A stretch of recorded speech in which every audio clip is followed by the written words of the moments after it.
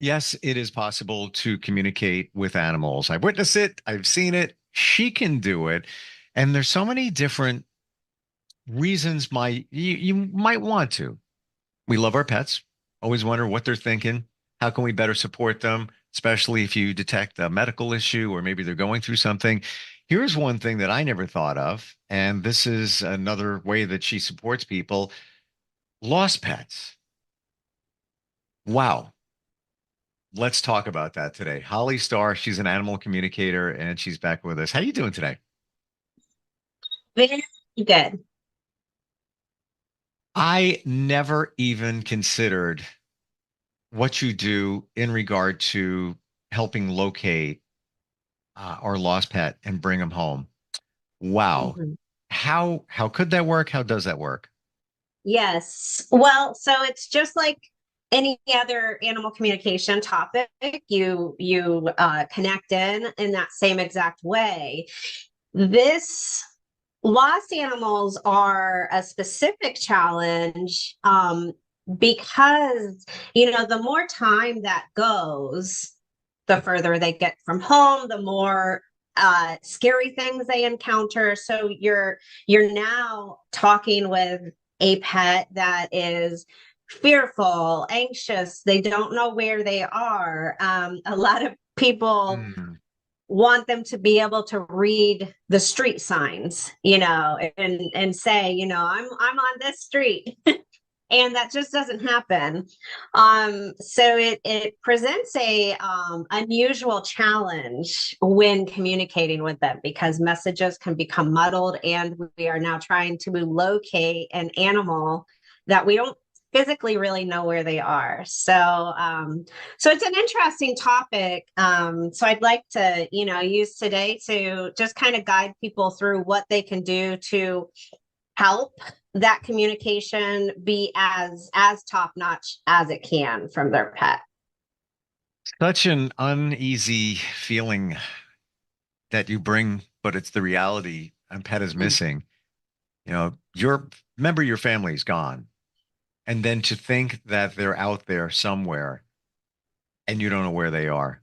Mm-hmm. Uh, I had a scare 2 years ago with my cat, and back then he was a kitten, and the door was just ajar. Somebody left it ajar. I was in such despair, freak mode. Mm-hmm. Walked around the neighborhood looking everywhere. If I knew of you, it would have minimized a lot of stress. Um, Asking people, and I just came back, sat on the couch, and just thinking of him out there as a baby, hanging in a Mm-hmm. tree, looking.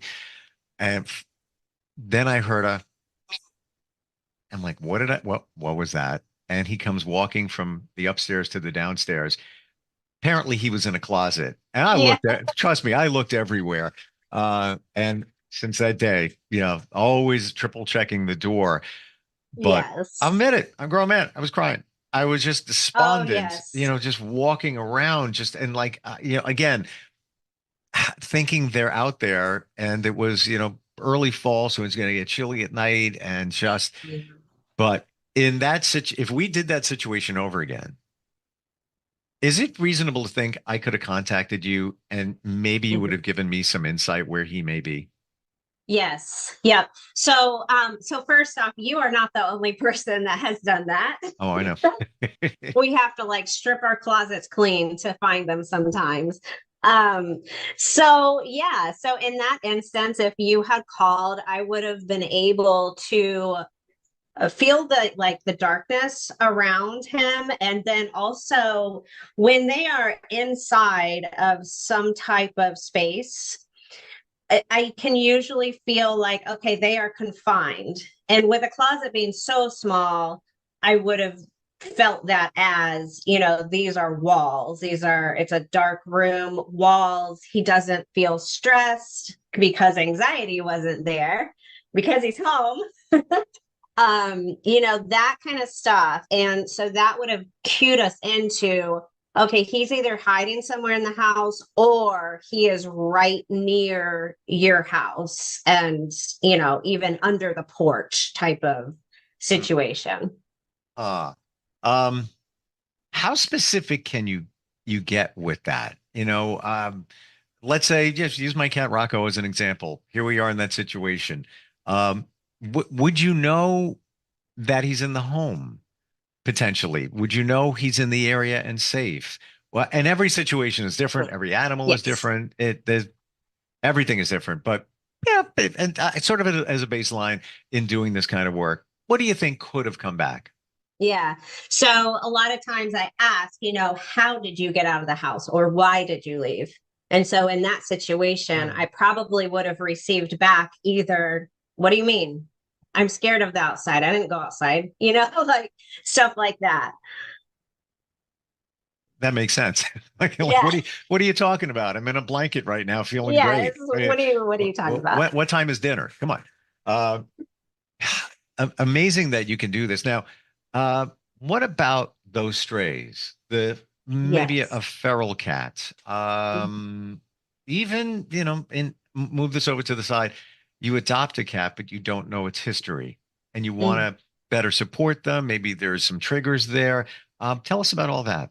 Yeah. So with feral cats and like half feral, like they kind of let humans come up and stuff like that, but they've been living in your neighborhood and you're kind of taking care of them and stuff like that. So I have found stray cats are so interesting to me because I have found that when I connect in with them and tell them, this person has been taking care of you and they haven't seen you for, however many days. Can you at least just come back, show them that you're okay, and then you can go back to whatever you're doing? They come back. Wow. Pretty much always happens. They, within the next day or so, they will make their way back, be seen, and then continue on, being an outside cat. But I just find it so extremely interesting because the feeling that I get from it is that they care that they are being cared for by these people, and by them also having somebody reach out to them and specifically say, hey, so and so is worried about you, go show them yourself. Hmm. They recognize, like, oh my gosh, they care about me, and they want that love. And so they go show themselves and kind of recognize that appreciation from that human, like, thank you, here I am, I'm okay, thank you. Now, as I understand it, you can't change the behavior of an animal, but like let's say it's a feral, and let's say just somebody loves cats and they're in the neighborhood and maybe they leave food or whatever the situation is. Mhm. Can you send a message to an animal like that, to let them know that, yeah, this is a place for you. It's safe. I don't want to say tame them, but just kind of temper them down a little bit. Yes, absolutely. So there's a few, so beyond animal communication, but to answer your question, yes, absolutely. I can show them, this person is safe. Go here, this person is safe. Beyond that, I do recommend like saging around your outside space so that it's getting rid of, any scary energies, not scary, but like more lower energies. So it's more welcoming to them. And then I also follow a couple of meditations that basically allows you and or your house, your yard, to become like a beacon of light. So it's just very positive energy that just kind of, they're just attracted to that. It's safe, it's healthy, it's loving. So they come on in. And I do tell people, if you're going to do that to yourself, which I have done it to myself, every so often I do. But when you do, the strays start to show up. They really do. Wow.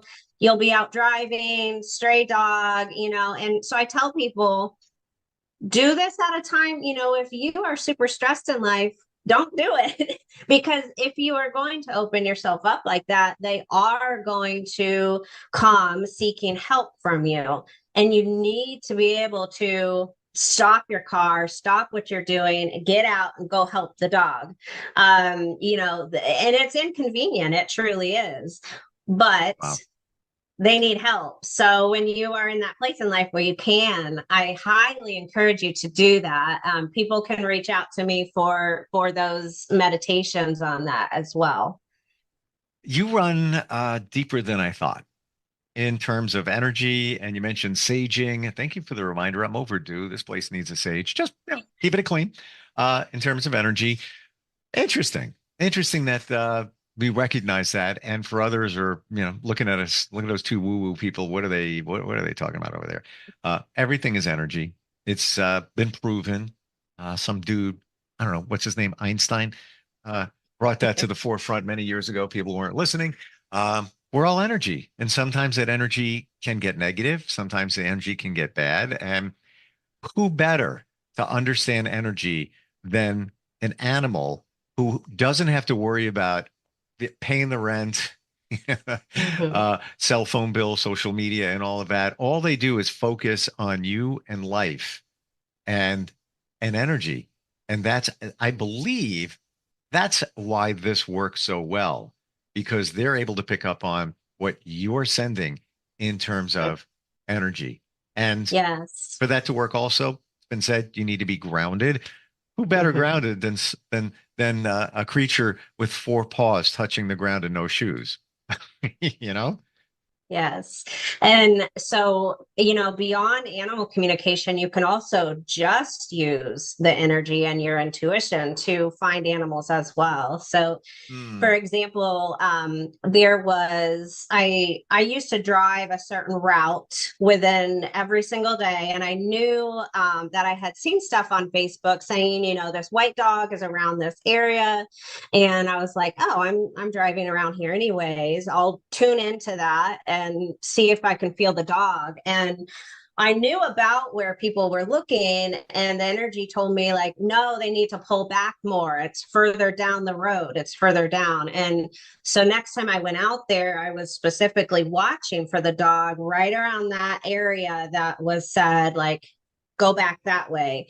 And there was the dog. Wow. I looked out into a field, and there's the white dog out there. Um, Now, also remembering this was a really good lesson for myself. You have to make sure that your ego does not get in the way of the energy while you are helping lost animals. So, for example, I basically pushed it just a teeny bit too far, and the dog ran away from me. And so we weren't able to get it that day. We were able to set the trap right there, and the dog sniffed it that night. And then there was a sighting the next day, and the dog went into the trap that night. Wow. If I had not pushed it like that and just called the parent, that dog very well may have just come to the parent and not had to spend another day outside like that. So we got to remember, let the energy do its job. Just work with the animal and let it do its job. Don't let your ego get in the way and push boundaries and stuff. Based on the last few times that we got together, I tried something yesterday morning. Okay. One of our two cats, he's a little skitterish. He's mushy when he wants to be, and he's not as mushy as the other one, but still fantastic.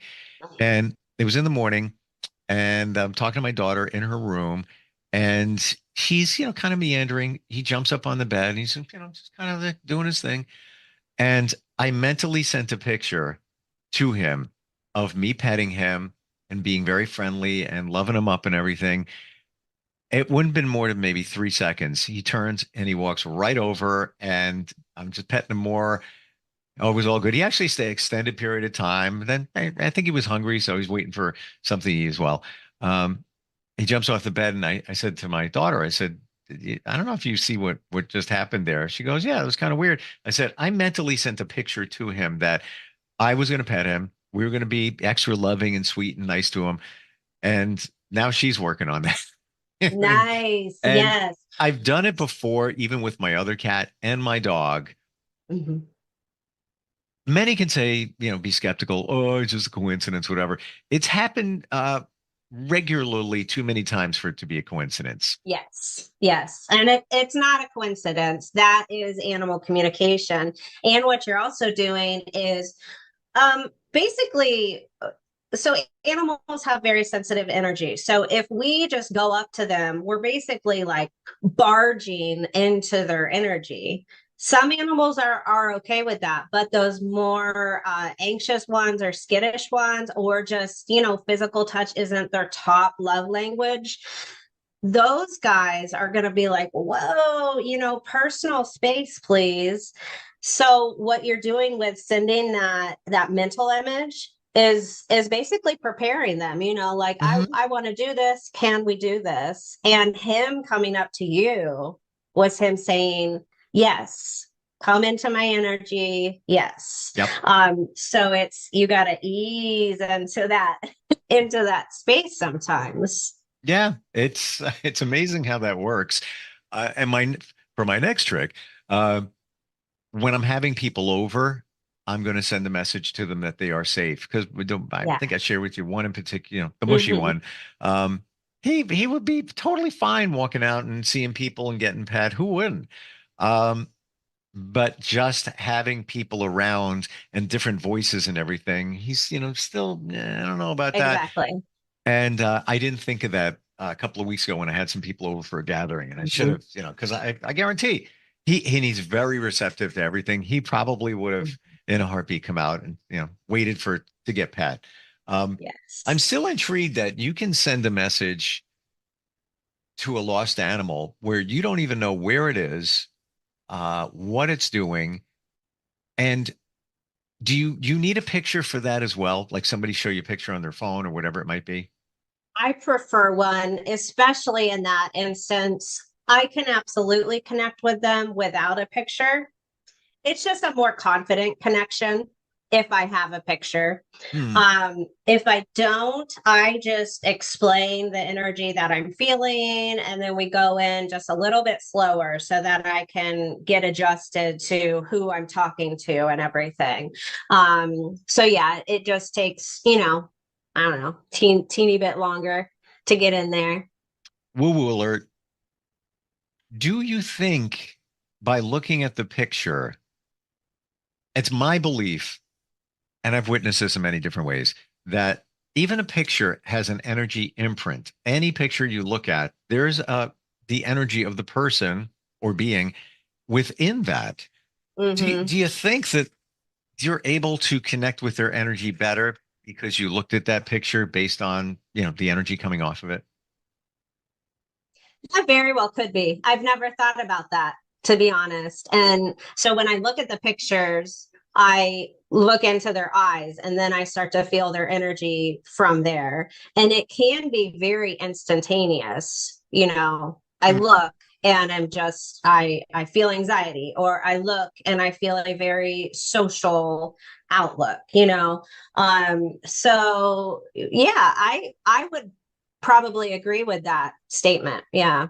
I equate it to when somebody says to somebody else, "Hey, praying for a great outcome," or positive vibes for that surgery, and or it can be somebody that they're connected with. Let's say your friend Jennifer's mom is going in for surgery. She's in 5 states over. You've never met her, but you say, "Yeah, I'm sending lots of positive thoughts for your mom," and many times. You'll get a report back. Yeah, everything went great. Fantastic. There was a complication, but it was all fine. Everything great.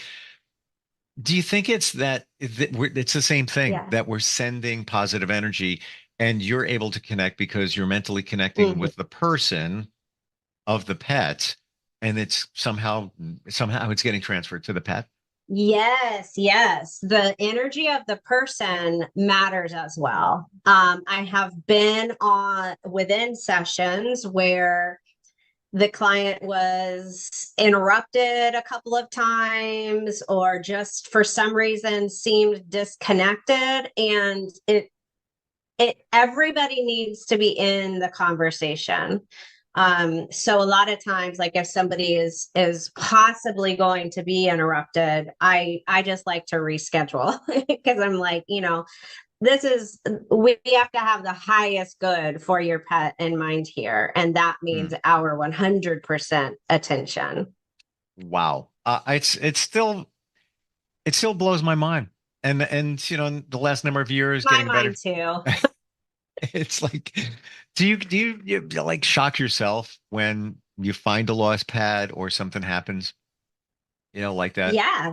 Yeah. I mean, energy blows my mind all the time, probably almost daily. It's just because it's not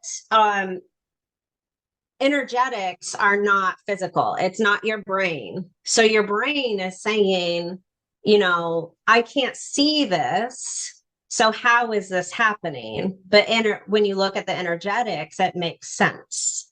It's interesting when you look at the way that physics works, and like you were talking about Einstein earlier, energy is everywhere, it's everything. So I like to read these books. I oftentimes have to read the paragraphs several times to fully grasp it. But these physics books really explain this stuff Mm.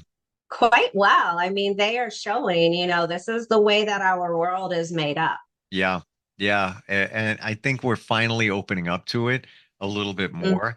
yeah. Even the connection to a pet that had passed on, which is Hmm. something you can do. And I've worked with some of the biggest psychic mediums on the planet and witnessed what they do. Hmm. And legit people, like friends as well, help launch media careers for them. I'm not the psychic connoisseur, it just came to me. But I would look at it and I'd still be skeptical. What's going on there? And even push a little bit more. Let's see. I'd even have them as guests on the radio and even push them like, oh, really? Okay, let's go deeper. I knew it was real, but I never really grasped the energy thing until my Hmm. mom passed 5 years ago. And Yes. I get signs, signals. She sends me very specific stuff. There's no way that it, it's what's going on. And so I'm bringing this up because when somebody's not here, person, pet, the energy is still here. And I Hmm. believe that's what you're tapping into, the energy that's still around. Yes. You feel that's how you're doing it? What's going on there in a Absolutely. communicative way? Yeah. Yeah. Because even if they are transitioned, even if they are lost, their energy is still exists. That's what I'm And saying. that's what the connection is. It's a soul to soul, energy to energy. I tell people all the time, because they'll ask, oh, do you need my dog to be like on the camera too? Do you need my cat right here? And I say, no, they're totally fine. They can be in surgery, they can be Yep. asleep, whatever they want to be doing. So yeah, it really truly is just energy to energy. That's it. If anybody wants to even go deeper, it's the chords. We have chords with everybody, everything that we've ever connected Mm. with. Sometimes you want to cut the cord. Relationship's not working anymore, and there's negativity. And there's tons of videos out there of how to do it. It's very simple, but to the point that we're making here, there is connections. You don't see them, but energetic Mhm. connections everywhere, even to the pets that have passed on. Holly, Yes. how do we connect with you if we want to make a connection to our pets? My website is Holly Joy Starr, HOLLYJOYSTARR.com. And then you can find me on Facebook as Holly Starr dash animal communicator.